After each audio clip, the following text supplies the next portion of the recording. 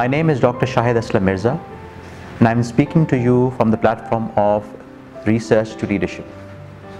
This is a unique set of series which is aimed at improving the research qualities of upcoming researchers. Our aim is to provide a platform where we can share and exchange ideas that will help upcoming generations in their research.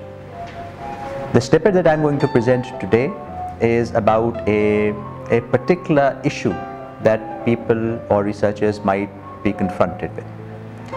अगर Turnitin के दौरान आपकी Turnitin report की ID अगर misplace हो जाए तो उसके लिए आपको क्या करना पड़ेगा। पहले तो आई एम श्योर ये सबको मालूम होगा कि अगर आपके टर्निटिन की रिपोर्ट 90% से ज़्यादा आ रही है और उस 90% रिपोर्ट के अंदर आपका अपना थीसिस इंडिकेट हो रहा है, इसका मतलब ये है कि आपका जो रिसर्च डिसर्टेशन है वो रिपोजिटरी में अपलोड हो चुका है। सबसे पहले काम उसको रिपोजिटरी से रिमूव करना है और उसका तरीक़ेकार ये है कि हर यूनिवर्सिटी के अंदर एक फोकल पॉइंट मौजूद है।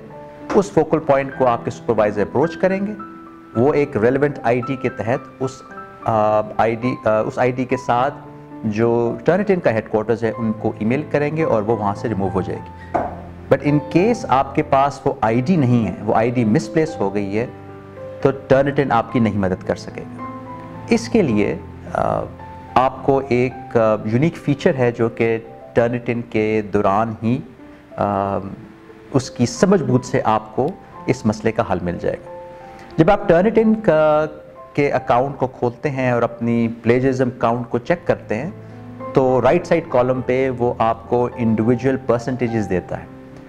उस पर्टिकुलर रिसर्च ग्रुप को आप क्लिक करें, वो आपको बताएगा कि किस टाइम और किस डेट के ऊपर ये जो है वो अपलोड हुआ है। उसके अलावा और कोई इन्फॉर्मेशन उस पर अवेलेबल नहीं होती। वहीं से इसका हल आपको मिलेगा। उसके साथ ही एक ऑप्शन अवेलेबल होता है कि डाउनलोड थीसिस का। उस ऑप्शन को एक्सरसाइज करें।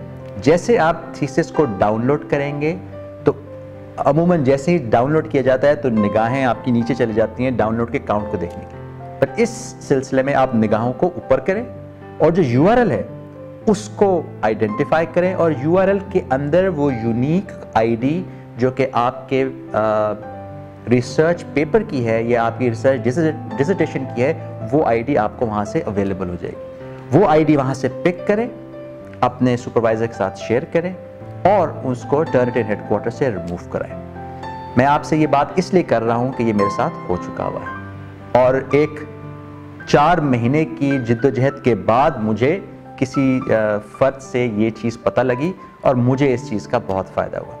उम्मीद है कि आपको भी फ़ायदा हो। शुक्रिया।